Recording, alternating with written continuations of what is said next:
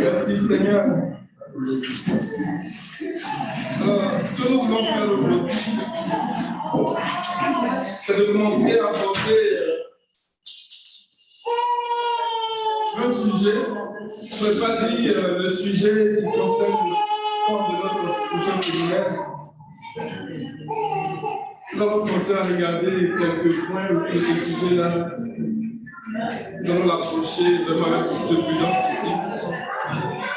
Et je crois que avec les frères, pour les prochaines rencontres, pour les prochains moments, on va essayer de le regarder ensemble pour nous préparer avant que celui qui le Seigneur choisit pour nous apporter cet enseignement-là nous vienne et qu'on tienne la rencontre.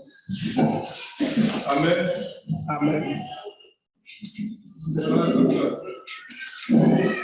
Le sujet va s'inspirer, va s'appuyer sur ce passage après 12, verset 5.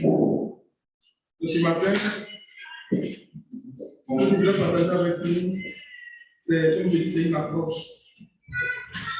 Apocalypse 12, verset 5, le premier bout du verset 5. Elle mit au monde un fils, un enfant mâle, qui doit diriger toutes les nations avec un sceptre de fer. Et son enfant fut enlevé vers son trône. Donc, nous allons nous intéresser à cet enfant mâle-là. C'est qui cet enfant mâle? Alléluia. C'est qui cet enfant mâle? Qu'est-ce qu'il mange en hiver? Qu'est-ce qu'il mange en été? Qu'est-ce qu'il fait dans la vie? C'est qui cet enfant mâle-là? Donc, c'est cette approche-là que nous allons adopter ce matin. Et nous allons le croiser avec le passage de Deutéronome chapitre 16, verset 16. Le Seigneur a parlé de cet enfant dans les paroles des prophètes de plusieurs manières, à travers plusieurs images. Et nous voulons nous appuyer sur quelques images, ou bien quelques instructions du Seigneur en lien avec cet enfant-là, pour aller chercher ces attributs de cet enfant-là, pour demander au Seigneur de nous amener à l'état de cet enfant-là. Alléluia. Dans Deutéronome 16, verset 16, il est dit ceci: 3 fois par an, tous les hommes, tous les mâles, tous les hommes parmi vous se présenteront devant l'Éternel, ton Dieu, à l'endroit qu'il choisira. Donc, à la fête des pains sans levain, à la fête des semaines et à la fête des tentes, on ne paraîtra pas devant l'Éternel les mains vides. Ça va, est-ce que vous me suivez? Amen. Est-ce que tous ceux qui sont en direct aussi nous suivent? J'espère qu'ils nous suivent. Amen. Donc le Seigneur donne cette instruction à Moïse. J'aimerais dire qu'il rappelle cette instruction à Moïse alors qu'ils étaient aux portes de Jéricho, de l'autre côté du Jourdain. Mais c'est quelque chose que le Seigneur avait dit aussi dans le passage de l'Exode 23, au verset 14. Il a repris le chapitre 34 d'Exode aussi. Et le Seigneur dit que 3 fois par an, tous les hommes, tous les mâles. Quand on parle de tous les hommes et tous les mâles, ce n'est pas une question d'exclusion. Ce n'est pas que les femmes sont exclues. Ce n'est pas ça. Mais c'est parce que c'est un langage que vous êtes en train d'utiliser pour parler d'une caractéristique, pour parler de quelque chose de bien précis au sujet de cet enfant, au sujet de ces mâles-là. Amen. Et il dit que tous les mâles doivent se présenter devant lui 3 fois par année, chaque année. Donc, à la fête des pains sans levain, la fête des pains sans levain, c'est la fête de la Pâque. Donc, on peut regarder, par exemple, dans Luc 22, verset 1, Marc 14, verset 1. Donc, la fête des pains sans levain, c'est la fête de la Pâque. Et notre fête, la fête des semaines, c'est la fête de la Pentecôte. Et la troisième fête, c'est la fête des tabernacles, la fête des tentes. Donc, ce qui est sûr, déjà en partant, on peut dire que cet enfant mâle-là est appelé à expérimenter ces 3 fêtes. Ça, c'est certain. Parce qu'il dit 3 fois par année, il doit se présenter devant l'Éternel à l'occasion de ces 3 fêtes. Donc, cet enfant mâle-là, il doit expérimenter ces 3 fêtes. En tout cas, tous ceux qui sont appelés à faire partie de cet enfant mâle-là, parce qu'on va le voir que ce n'est pas une seule personne, ce n'est pas un seul individu, mais c'est un corps de personnes. Donc, tous ceux qui sont appelés à faire partie de ce corps de personnes doivent expérimenter, ou bien auront expérimenté, ou expérimenteront, en tout cas, à la fin de leur parcours, ils doivent avoir expérimenté ces 3 fêtes. Alléluia. Et dans ce verset, il dit que par an. Et dans le langage de la prophétie, quand on dit 1 an pour nous, aujourd'hui pour nous, c'est l'année de la grâce. Donc, pour la période qui est accordée à l'Église, depuis que le Seigneur est venu se présenter comme le souverain sacrificateur en disant « L'Esprit du Seigneur sur moi », parce qu'il m'a consacré par l'onction pour annoncer une année de grâce du Seigneur, nous comprenons que cette année de grâce, nous sommes cette année de grâce-là. Et dans cette année de grâce, si nous voulons faire partie du fils mâle ou bien de l'enfant mâle, il nous faut expérimenter ces 3 fêtes. Et lorsque nous éclatons ces 3 fêtes, nous voyons que nous avons 7 fêtes. Donc la fête de la Pâque, la fête des prémices, la fête des pains sans levain, la fête des prémices, la fête des semaines, donc la Pentecôte, la fête de la trompette, la fête de l'expiation et la fête de la glorification, la fête des tabernacles. Ça fait 7 fêtes. Mais le Seigneur a le plus en 3 fêtes. Alléluia. Le Seigneur veut que nous expérimentions ces fêtes. La Pâque, premièrement. La fête, la Pentecôte. Donc on parle du baptême de l'Esprit. Amen. Qui vient avec toute la provision des dons de l'Esprit, des dons de ministère, des dons d'opération, des dons d'actes. Alléluia. Et la fête des tentes.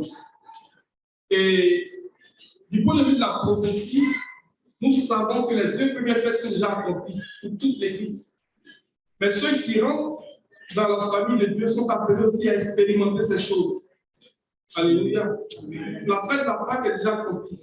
Ce n'est plus quelque chose qui est à venir. C'est déjà accompli. La fête de la Pentecôte aussi est déjà accomplie.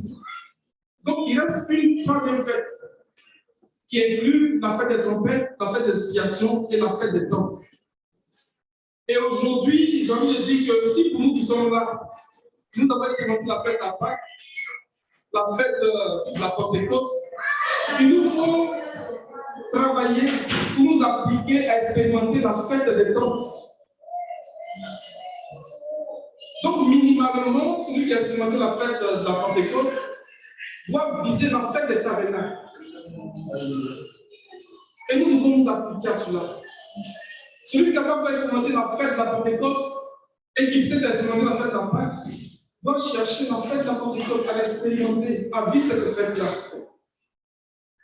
Et celui qui n'est pas encore né de nouveau, qui n'a pas expérimenté la fête de la Pâque, qui est peut-être encore en Égypte, en train de se débattre dans l'esclavage du péché, doit soupirer à expérimenter la fête de la Pâque. 3 fêtes très très importantes. Et comme nous le disons, les 2 fêtes sont déjà accomplies. Donc, il faudrait que nous gardions ces choses à l'esprit et de comprendre que le calendrier de Dieu est en train de s'accomplir. On s'en va vers l'accomplissement de ces choses. Et ce thème s'inscrit justement dans la pensée, bien dans le calendrier de Dieu. Je pense qu'on me dit que c'est le thème de l'heure. C'est la parole de ce moment. Alléluia. Et l'Apocalypse dit que c'est cet enfant mâle-là qui a été enlevé. Pas enlevé. C'est cet enfant mâle-là qui va diriger toutes les nations avec une verge de fer. Donc, ça parle de l'autorité. Ça parle de la domination. Ça parle d'un règne. Ça parle de quelque chose de beaucoup plus grand. Que le Seigneur nous donne vraiment d'avoir le cœur qui supplie après ces choses, après ces expériences. Si nous voulons faire partie de ce enfant mâle. Alléluia. Et le Seigneur Jésus-Christ lui-même l'a expérimenté. Et c'est ce que l'apôtre Paul présente comme Paul à Timothée, dit le mystère de la piété est grand. Dans la version française courante, il dit qu'il y a un mystère que la foi cache.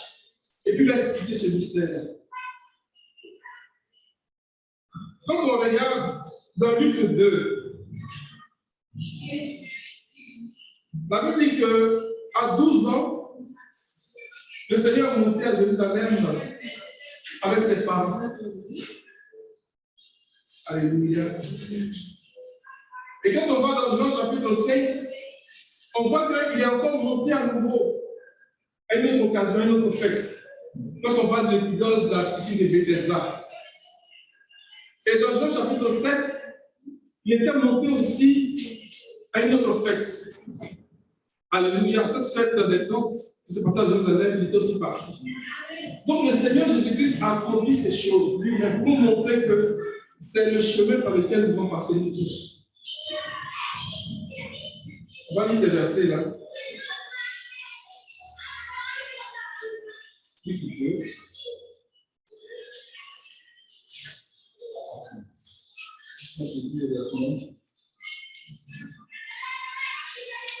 On lit le verset 41. Les parents de Jésus allaient chaque année à Jérusalem pour la fête de la Pâque. Lorsqu'il eut 12 ans, ils y montaient avec lui comme c'était la coutume pour cette fête. Lorsqu'il eut 12 ans, 12 ans est un âge spirituel qui est caractéristique de l'enfant mâle. Donc, dans le langage spirituel, mais dans l'âge spirituel, à 12 ans, on va expérimenter la fête de la Pâque. Alléluia. La Bible ne nous dit pas qu'il est monté avant cet âge-là. C'est vrai qu'il a été présenté, mais en prenant le soin de préciser qu'à cette fête, comme c'est la coutume, nous, ce n'est pas une coutume pour nous. C'est une vérité fondamentale. C'est la parole du Seigneur.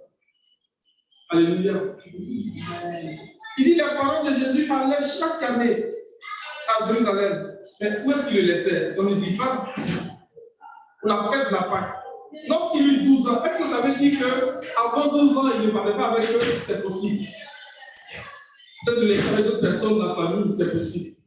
Mais s'il lui précise que lorsqu'il eut 12 ans, c'est pour marquer quelque chose, pour préciser quelque chose, pour mettre le doigt sur cette réalité-là. Lorsqu'il eut 12 ans, il montait avec lui, comme c'était la coutume pour cette fête. Je voulais vous faire remarquer que les Écritures sont vraiment puissantes parce qu'on monte à Jérusalem, mais on descend en Égypte. On monte à Jérusalem, mais on descend en Égypte. Amen. Alléluia. Abraham est descendu en Égypte, Genèse 13, mais il est remonté. Jacob est descendu en Égypte, mais il est remonté. Le Seigneur a dit à Jacob, n'aie pas peur de descendre en Égypte. C'est Joseph qui te fermera les yeux. Et avant sa mort, il dit à son fils, lorsque je serai mort, je serai couché avec mes pères, vous ferez remonter d'ici. On monte à Jérusalem, mais on descend en Égypte. L'Égypte, c'est le monde. Acte 3, la Bible dit qu'à l'heure de la prière, Pierre et Jean montèrent au temple. Alléluia, c'est très important. Donc, lorsque nous expérimentons la fête de la Pâque, c'est une expérience qui nous élève. C'est une expérience qui nous fait monter dans le chemin de la divinité, dans la nature divine. Ce n'est pas n'importe quelle fête comme on pourrait le voir aujourd'hui, comme une fête commerciale, ou bien une fête de tradition, une coutume. Ce n'est pas une coutume, les amis. C'est une expérience qui nous fait monter. Ces fêtes-là sont des expériences qui nous font monter. Et lorsqu'on parle de la transfiguration, c'est de quitter l'état inférieur pour aller dans l'état supérieur. La transfiguration est une expérience qui nous fait monter.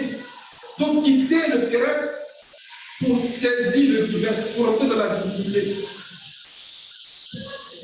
Il y montait que nous tous ici sommes montés à Jérusalem par l'expérience de la fête de la Pâque au nom puissant de Jésus-Christ. Dans Jean chapitre 5, on va voir que Le Seigneur est en nouveau monté à Jérusalem à l'occasion d'une autre fête.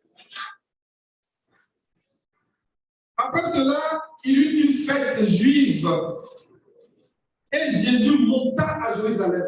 Vous voyez, il précise monter à Jérusalem. Or, à Jérusalem, près de la porte des brebis, il y avait une piscine qui s'appelait en hébreu Bethesda et qui a 5 portes. Et on connaît cette histoire. Donc, un grand nombre de malades, c'est là qu'il attendait le mouvement de l'eau. Il était fait par un homme. Mais voyons à travers le mouvement de l'eau, le mouvement de l'esprit, l'action du Saint-Esprit. Alléluia. Donc, nous faisons allusion aussi à cette fête de la Pentecôte, où l'esprit est répandu, où l'esprit se met en mouvement, pour opérer des prodiges, pour opérer des signes, des miracles, des guérisons, comme on l'a dit avec les apôtres. Lorsque nous montons à nouveau à Jérusalem par l'expérience de la fête de la Pâque, l'esprit se manifeste et nous voyons des prodiges, des signes qui nous accompagnent. Que toute l'Église de Québec et que tous ceux qui nous écoutent fassent l'expérience de la fête de la Pentecôte, qui va nous élever d'un cran dans la divinité. C'est comme une progression. Alléluia. Ce ne sont pas n'importe quelle fête. Et lorsque nous allons dans Jean chapitre 7, après verset 1. Après cela, Jésus continua de parcourir la Galilée. Il ne voulait pas séjourner en Judée, car les Juifs cherchaient à le faire mourir. Or, la fête juive des temples était proche. Ses frères lui dirent, pars d'ici et va en Judée, afin que tes disciples voient aussi ce que tu fais. Personne n'agit en secret s'il cherche à être connu. Puisque tu fais ce genre de choses, montre-toi au monde. En effet, ses frères non plus ne croyaient pas en lui. Verset 10. Verset 10. Lorsque ses frères furent montés à la fête, il y monta aussi lui-même, non pas en se montrant, mais comme en secret. Regardez ce qu'il dit ici au verset 10. À l'occasion de la fête des tentes, il dit à ses frères monter. Et lorsqu'ils sont montés, nous aussi sommes montés par la suite. Mais non pas comme en se faisant voir, mais comme en secret. Alléluia. Le Seigneur veut nous élever dans la fête des tentes, mais dans une intimité avec lui. Les choses vont se passer de façon soudaine et inattendue. Pas que c'est arrivé de nulle part, mais c'est parce que le processus avait déjà commencé quelque part. Nous parlons de la fête des tentes, où nous sommes dans cette intimité avec le Seigneur, nous sommes dans le secret avec le Seigneur, nous cherchons le Seigneur pour qu'il nous amène à expérimenter cette fête-là, pour nous élève de la divinité. Nous voulons monter dans le ciel par l'expérience de la fête des tentes. Nous voulons expérimenter la transfiguration de nos corps par la fête des tabernacles. Alléluia. Que Dieu nous aide. Et que nos yeux soient fixés sur cette fête de glorieux. Et c'est à l'occasion de cette fête-là que le Seigneur fait cette déclaration. À partir du verset 38 du même chapitre, le verset 37. Le dernier jour, le grand jour de la fête, Jésus debout s'écria, si quelqu'un a soif, qu'il vienne à moi et qu'il boive. Celui qui porte en moi des fleuves d'eau qui couleront de lui, comme l'a dit l'Écriture. Il dit cela à propos de l'Esprit que devaient recevoir ceux qui croiraient en lui. En effet, l'Esprit Saint n'avait pas encore été donné parce que Jésus n'avait pas encore été élevé dans sa gloire. Alléluia. C'est pas ce bout que nous comprenons ce que Paul est en train de dire lorsqu'il parlait à Timothée. Mais avant cela, regardez le verset 37. Il dit le dernier jour, le grand jour de la fête. Quand on parle du dernier jour, c'est qu'il y a eu un premier jour pour marquer le début de cette fête-là, de cette festivité-là. La fête de tabernacle, ce n'était pas 9 seuls jours. C'était sur plusieurs jours. Et pendant ces jours, le Seigneur avait donné des instructions. On va le voir tout à l'heure par rapport à cette fête. Mais il dit le dernier jour de la fête, donc quelques jours avant. Est-ce qu'aujourd'hui, nous pouvons dire que cette fête-là a quelque part commencé? Nous sommes au dernier jour de la fête. Est-ce que nous le savons? Mais le Seigneur nous appelle ce matin à rentrer dans cette fête, à chercher, à faire l'expérience de cette fête, à monter à Jérusalem par l'expérience de la fête des tentes. Il dit le dernier jour de la fête. Donc, il y a eu un premier jour. Ça a commencé quelque part. Il nous faut nous interroger sur ces choses. Parce que la fête de la Pâque, la fête de la Pentecôte est déjà accomplie. Nous attendons cette fête. Nous l'attendons. Il n'est pas le temps pour nous d'être distraits, de courir de tous côtés. Mais c'est d'avoir les regards fixés sur le déroulement de cette fête. Comment les choses se mettent en place, comment les choses vont se passer. Et de faire ce qu'il convient de faire dans le temps de cette fête. Le dernier jour, le grand jour de la fête, Jésus s'écria, si quelqu'un a soif, qu'il vienne à moi et qu'il boive. C'est le temps d'avoir soif de Dieu. C'est le temps de chercher vraiment le Seigneur. C'est le temps de dire, Seigneur, j'ai soif de ta présence. J'ai soif de ta parole. J'ai soif de ton esprit. Mon âme a soif de toi, Seigneur. Alléluia. Si quelqu'un a soif, est-ce que c'est parce qu'ils n'ont pas bu de l'eau des pluies? Non. C'est un désir profond de l'âme, c'est un soupir de notre âme qui désire le Seigneur, qui désire être affranchi de la puissance de la corruption de ce corps. Celui qui croit en moi, des fleuves d'eau vive couleront de lui, comme le dit l'Écriture. Que des fleuves d'eau vive coulent dans chacun de nous de notre puissance de Jésus-Christ. Dans 1 Timothée 3, ça va dire verset 14.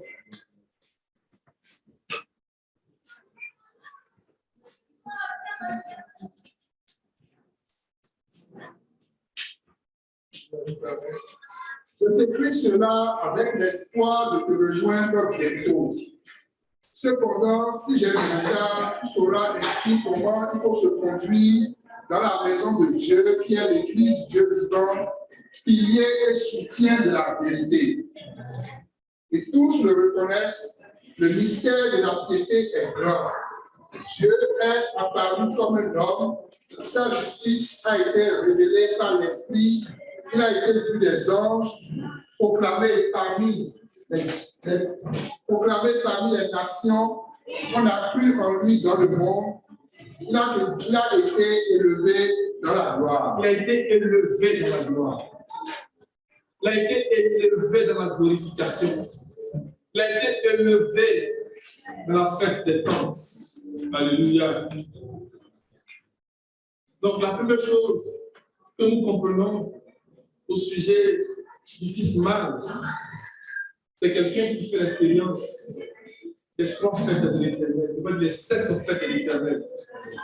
Ça, c'est sûr et certain qu'il faut qu'il fasse ces fêtes-là, pour faire partie du fils mâle. Et pour que cela se fasse, le Seigneur donne une année. Donc, 3 fois par année. Donc, le Seigneur nous accorde cette année de grâce. Il nous accorde le temps pour faire l'expérience de ces fêtes-là. Donc, nous savons que ce fils mâle-là, en tout cas, s'il est fils mâle, c'est qu'il a fait l'expérience de ces fêtes-là. Et nous aussi, nous devons être animés de cette première chose. C'est la première chose. Dans Colossiens chapitre 1, à partir du verset 15.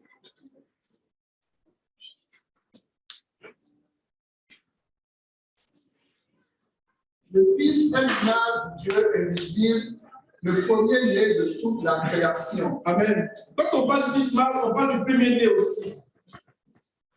On parle du premier-né. Parlant du Seigneur, il est l'image du Dieu invisible. C'est la pensée de Dieu. Selon Genèse 1, verset 26, Faisons l'homme à notre image, selon notre ressemblance. Donc l'image que Dieu voyait, l'image que Dieu avait dans sa pensée lorsqu'il faisait cette déclaration, c'est le Fils. C'est ça qu'il est en train de dire. Le Fils est l'image. Faisons l'homme à notre image, selon notre ressemblance. L'image dont Dieu parlait là, c'est le Fils. C'est de lui qui parlait. Le Fils est l'image du Dieu invisible.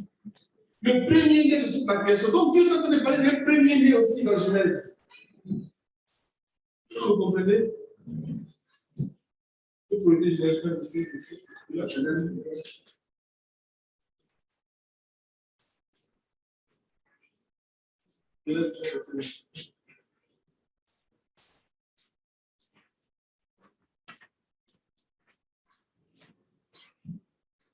Genèse 1, verset 26. Puis Dieu dit, faisons l'homme à notre image, à notre ressemblance. Amen. Le Fils est l'image du Dieu invisible, le premier-né de toute la création. Donc Dieu est en train de parler le premier-né, mais le premier-né de toute la création. Verset 16. En effet, c'est dans lui que tout a été créé, dans le ciel et sur la terre. Le visible et l'invisible. Trône, souveraineté, domination, autorité. Tout a été créé par lui et pour lui. Nous reconnaissons la pensée de Jean chapitre 1. Rien de ce qui existe n'a été fait sans elle, n'a été fait sans la parole. Et la parole a pris un corps pour habiter parmi nous, plein de gloire et de vérité. La parole a tabernaqué. Donc le Seigneur de parler aussi d'un tabernacle. Quand il parle de l'image, il parle d'un tabernacle. Il faut que cette image-là, nous la voyons dans l'expression d'un tabernacle, dans l'expression d'un corps.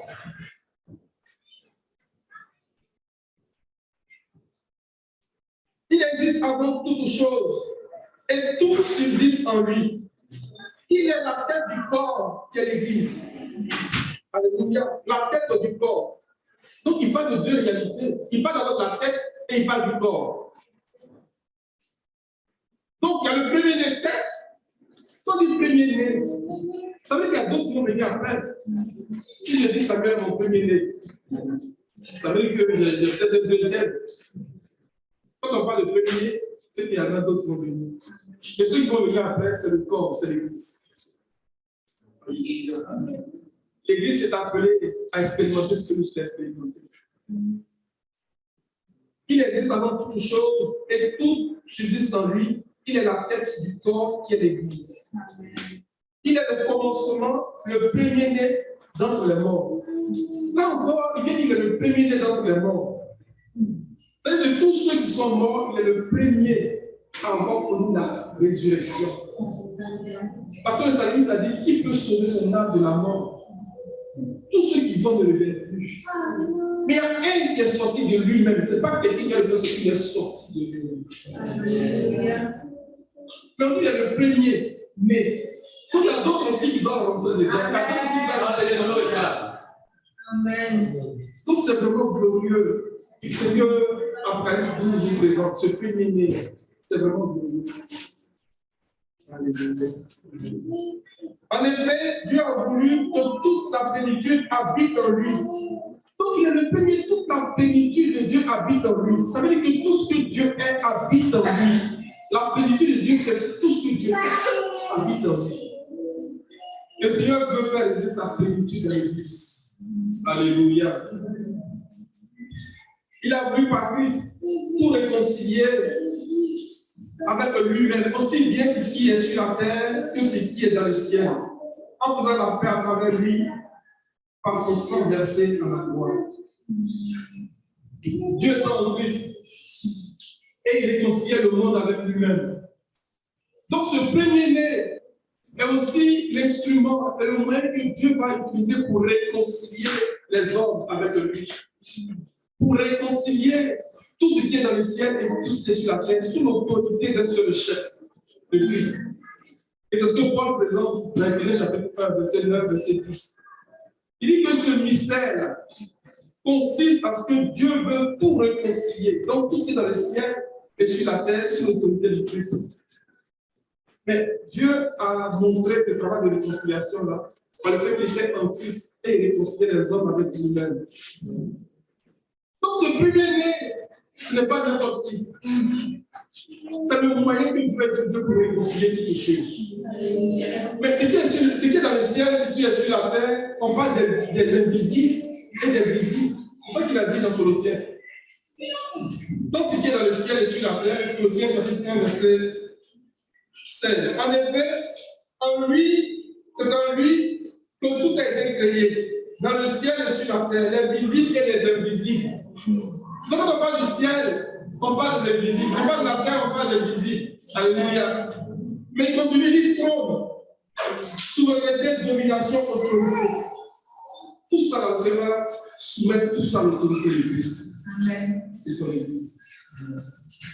Voici ce que l'Écriture nous enseigne au sujet de ce premier-né. Alléluia. Nous parlons d'Église. Et on peut lire aussi le passage de Hébreux 1 et tout ça. On va lire le passage de Romains 8, le verset 29.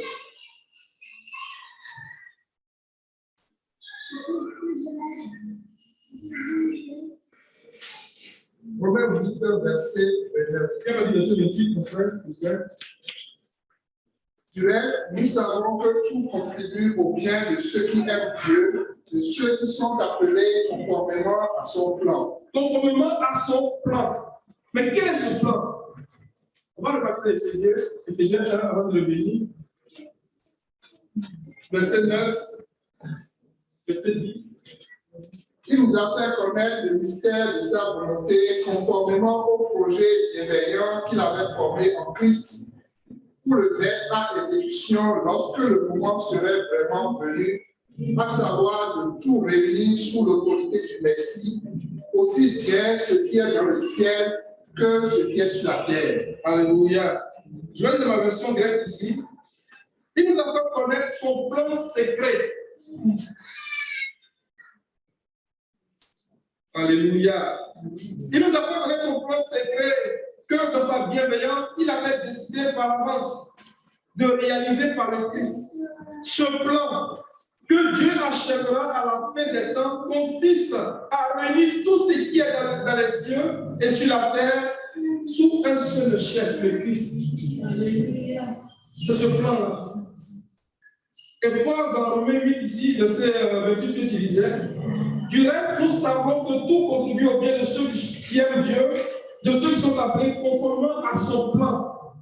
Voici le plan de Dieu. C'est le mystère de Dieu.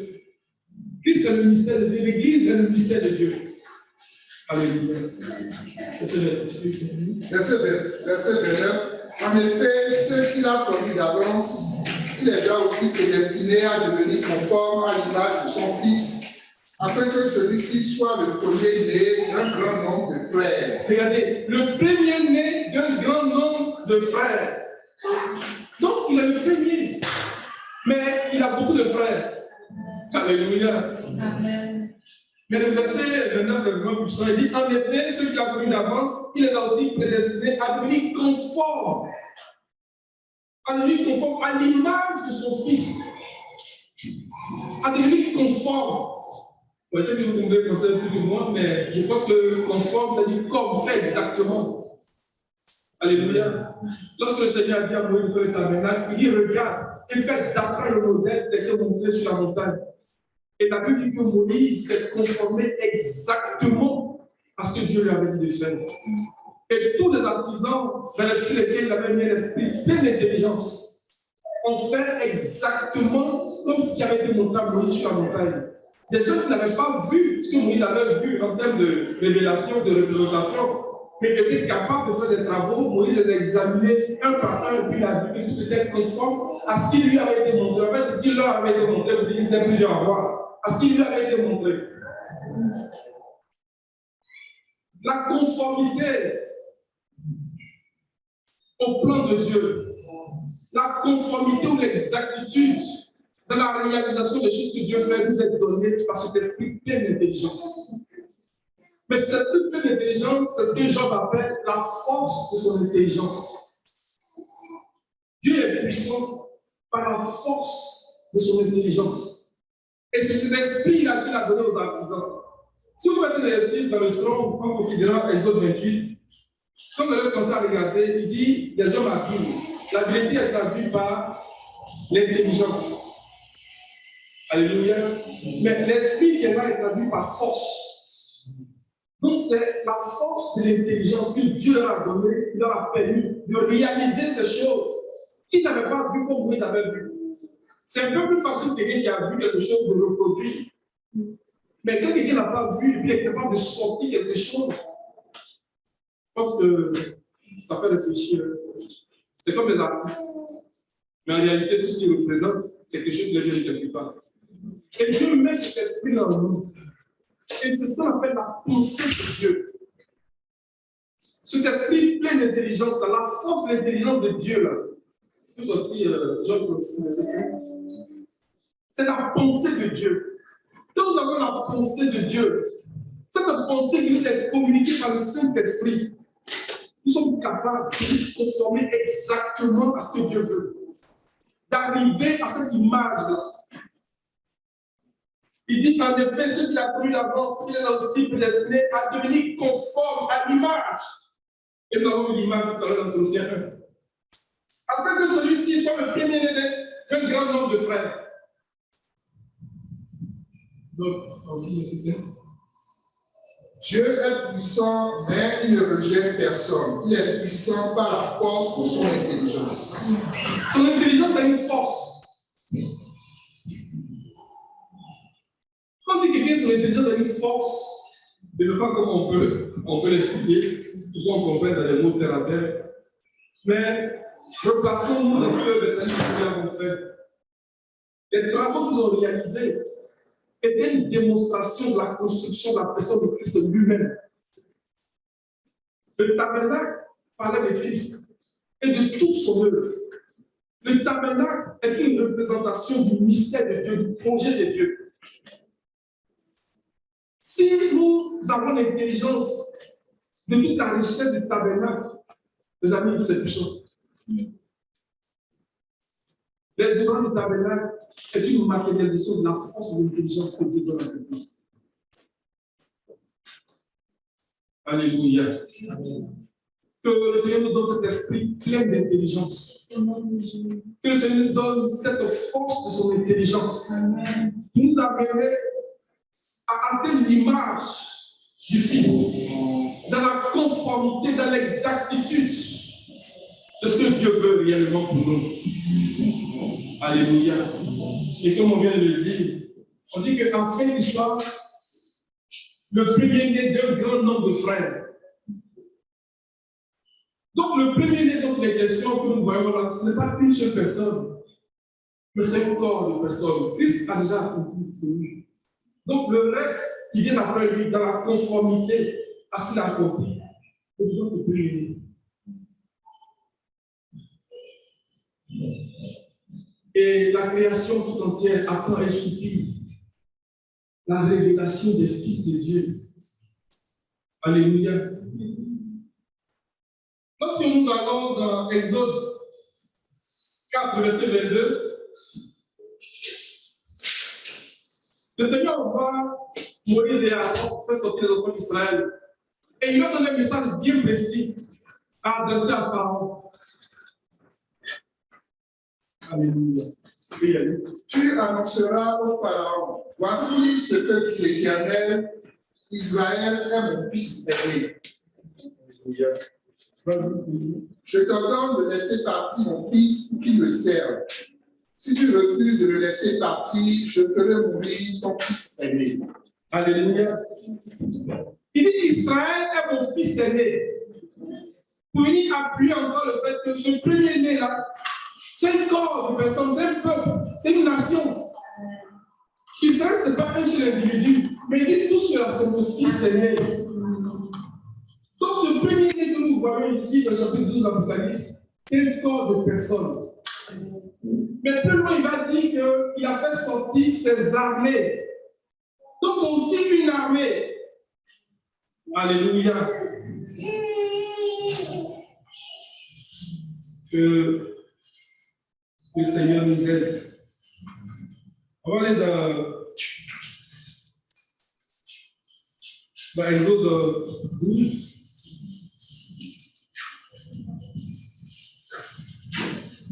Alléluia. Déjà, tu peux lire Exode 7, verset 4. Le Pharaon ne vous écoutera pas. Je porterai la main sur l'Égypte et ses pas de grands actes de jugement, que je ferai sortir d'Égypte mes armées, mon peuple, les Israélites. Oui, que je ferai sortir d'Égypte mes armées, mon peuple, les Israélites.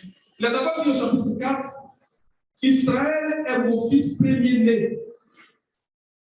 Il vient ici dire que je ferai sortir mes armées, mon peuple, les Israélites.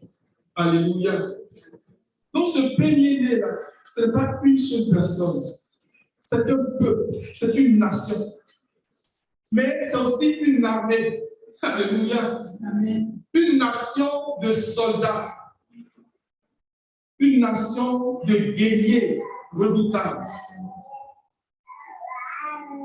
Que le Seigneur nous aide à comprendre ces choses et à désirer ardemment faire l'expérience des fêtes. Donc la fête de la Pâque, la fête de la Pentecôte, la fête des temps. Et nous disons que les deux premières fêtes qu'on va accomplir, laisse la fête des temps, la fête de la glorification. Alléluia. Et dans l'expérience de ces fêtes, le Seigneur nous donne un esprit plein de sagesse, un esprit plein d'intelligence, qui est la force de son intelligence pour nous amener à nous conformer à toutes ces instructions, à réaliser de façon à ce que nous soyons conformes à l'image de son Fils. Le Fils est le premier de toute la création. Et Colossiens qui avait dit le premier dans tous les morts. Vous dites que ce premier-né aussi là, va expérimenter la première résurrection. Le premier-né dans les morts. Si tu ne lis pas le temps, mais comment la mort peut donner naissance? La mort peut donner naissance. Mais c'est le fait de sortir le premier, d'expérimenter la première résurrection. Donc ce premier-né aussi dans le chapitre 12 de l'Apocalypse est appelé aussi à expérimenter la première résurrection.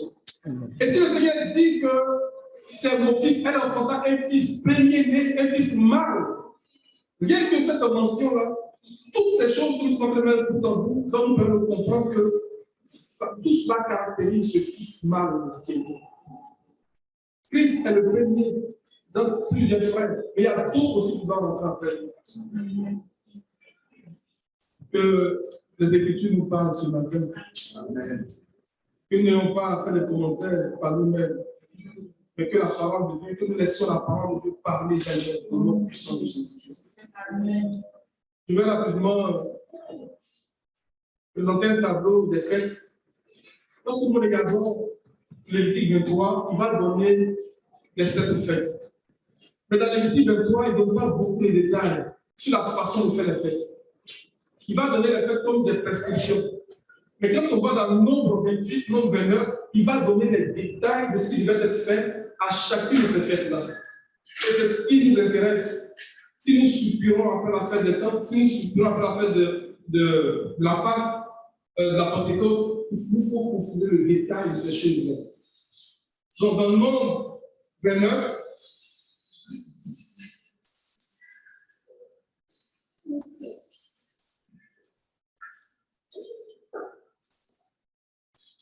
on peut lire, je vais lire à partir du verset 10, mais déjà il faut considérer à partir du verset 1. C'est là où le Seigneur donne des détails. Le 15e jour du 7e mois, vous aurez une sainte assemblée. Vous n'effectuerez aucun travail pénible. Vous célébrerez une fête en l'honneur de l'Éternel pendant 7 jours. Donc il dit que cette fête dure 7 jours. Dans Jean 7, la Bible dit que le dernier jour de la fête, parce que la fête s'étalait sur plusieurs jours. Ici, il dit 7 jours, mais c'est 7 jours prophétiques. Vous offrirez dans l'holocauste un sacrifice brûlant au feu dont l'odeur est agréable à l'Éternel. 13 taureaux, 2 béliers et 14 agneaux d'un an sans défaut. Vous y joindrez l'offrande de fleurs de farine pétrie à l'huile, 6 litres et demi pour chacun des 13 taureaux, 4 litres et demi pour chacun des 2 béliers, et 2 litres pour chacun des 14 agneaux. Vous offrirez un bouc en sacrifice d'expiation, en plus de l'holocauste perpétuel et de l'offrande végétale et de l'offrande liquide qui l'accompagne. Le 6e jour, vous voyez, il commence à donner les détails de ce qui devait être fait. Donc, premièrement, les fêtes sont marquées par les sacrifices.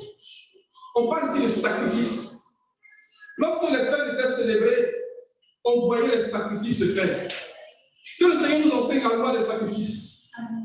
Il faudrait que nous sachions faire les sacrifices, parce que lorsque nous faisons les sacrifices conformément aux discours du Seigneur, il répond par le feu. Lorsque Aaron et ses fils, à leur consécration, ont fait les sacrifices dans la pensée, bien dans la conformité à ce que le Seigneur demandait, le Seigneur a répondu par le feu. Et ce feu qui est descendu ce jour-là a été le feu de l'autel, qui a servi et qui va servir à allumer les lampes du chandelier. Et à l'église de Québec, nous voulons que ce feu s'allume sur l'autel des holocaustes, au nom puissant de Jésus-Christ. Mais il faut savoir faire le sacrifice. Il faut faire le sacrifice d'une manière que Dieu veut, la manière que Dieu veut. On ne fait pas le sacrifice n'importe comment. Alléluia. Le sacrifice, la loi des sacrifices. Lorsqu'on parle de monter à Jérusalem à la fête de la Pâque, la fête de la Pentecôte, la fête des tabernacles, ça nous parle d'une vie de sacrifice. De sacrifice. Et il y a deux réalités que je vais vous présenter rapidement ce matin quand on parle de sacrifice. Il y avait le corps des animaux qui était brûlé entièrement sur l'autel des holocaustes. Et le sang qui était recueilli servait à faire l'expiation puis à accomplir le sacrifice en lui-même. Donc, il y a la réalité du corps et la réalité du sang. Le sang a été donné sur l'autel pour faire l'expiation de nos âmes. Donc, dans l'expérience de cette fête-là, le Seigneur vient faire un travail d'expiation dans nos âmes.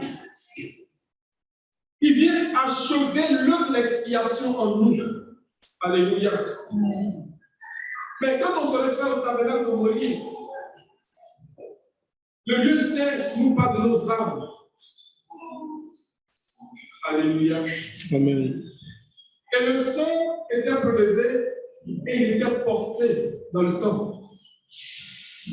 Deutéronome 12, verset 23, verset 24 dit que le sang, c'est la vie. Donc, quand nous parlons de faire l'expérience des fêtes, nous parlons d'une vie de sacrifice. Nous parlons d'une vie de consécration. Nous parlons d'une vie d'expiation, si on peut le dire. Et chaque animal qui était là, chacun des animaux qui était offert en sacrifice, sont des symboles pour exprimer cette réalité. Quand on parle du bélier, le bélier est le symbole de la consécration. Quand on parle de l'agneau aussi est le symbole du sacrifice. Mais dans une vie d'humilité, dans une vie de renoncement total, dans une vie d'abandon total, dans une vie de soumission totale à Dieu. Et Paul explique très bien cette réalité-là dans Philippiens. Il dit que le Seigneur n'a pas regardé son égalité avec Dieu comme une poire arrachée, mais il s'est dépouillé lui-même en se rendant obéissant jusqu'à la mort, même la mort de la croix. La mort de la croix était la mort la plus ignoble, la mort la plus. C'est ça. Mais le Seigneur a pris cette condition d'un agneau. La Bible dit que lorsqu'on le menait à la croix, dans la pensée de ce qu'il a dit, il s'est laissé conduire comme une brebis muette. Il n'a pas ouvert la bouche. Il n'a pas ouvert la bouche. C'est tout un enseignement, vraiment, de ce que le Père a avancé. Mais derrière chaque animal qui était offert en sacrifice, c'est tout un enseignement que c'est pour nous donner. Quand on parle du taureau ou bien de la génisse, c'est l'animal de service. Donc le Seigneur nous invite dans une vie de sacerdoce, dans une vie de service, Alléluia. Par notre service, nous nous offrons à Dieu. Le bœuf, le taureau, c'était des animaux de service qui servaient à labourer. Donc, par leur force, par leur vigueur, ils travaillaient. Alléluia. Vous reviendrez la prochaine fois. Je vais partir la préparer. Mais c'est ce que je voulais partager avec vous ce matin. Nous aider à nous préparer aussi lorsque le moment sera venu pour nous d'aborder ces sujets-là dans le cadre de la conférence qu'on va avoir prochainement. Que ces trois fêtes-là, que nous nous expérimentons. Les amis, soupirons à faire l'expérience de la Pâque. Soupirons à faire l'expérience de la fête de la Pentecôte. Et soupirons à faire l'expérience de la fête des tentes. Les deux premières fêtes sont déjà accomplies. Il reste la troisième fête. Donc, il est introduit par la fête des trompettes, par la fête de l'expiation et par la fête de la glorification. Et que le Seigneur nous donne son esprit plein de sagesse, la force de son intelligence, que le Seigneur avait, et que la permis de réaliser les travaux du tabernacle. Et que le Seigneur imprime en nous cette vie de sacrifice, parce qu'on voit que les fêtes étaient marquées par des sacrifices. Chaque jour, il y avait un sacrifice qu'il fallait faire. Chaque jour, il y avait un sacrifice qu'il fallait faire. Dans le renoncement à soi, dans le service, dans le sacerdoce, dans la consécration, dans l'obéissance à Dieu. En traitant durement notre corps, parce que le corps des animaux était brûlé. Alléluia. Amen. Que Dieu nous bénisse ce matin, on va prier.